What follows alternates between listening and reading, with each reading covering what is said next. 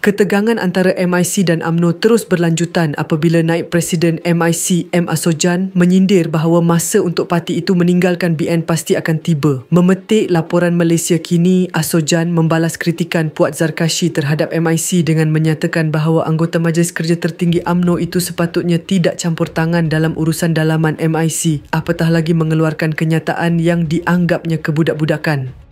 UMNO tak dapat selamatkan bekas presidennya Najib Razak dalam isu titah adendum. Bagaimana nak jaga kebajikan masyarakat India? Puat sebagai adun juga tak buat apa-apa kepada masyarakat India di sana. Dakwa Assojan yang juga pengerusi MIC Johor. Kamu kata Presiden MIC bukan budak, tapi kamu pula jangan bertindak seperti budak-budak. Jangan risau, ia akan tiba. Tambahnya kepada portal berita itu, Assojan tidak memperjelas maksud ia akan tiba. Tetapi dipercayai beliau merujuk kepada kemungkinan MIC keluar daripada BN. Dalam Perhimpunan Agung Tahunan MIC semalam, keputusan sama ada untuk terus kekal dalam BN atau meninggalkan gabungan itu ditangguhkan dengan perwakilan bersetuju menyerahkan perkara tersebut kepada SA Vigneswaran dan Jawatankuasa Kerja Pusat Parti Vigneswaran seterusnya memberi bayangan bahawa MIC mungkin akan membuat keputusan itu.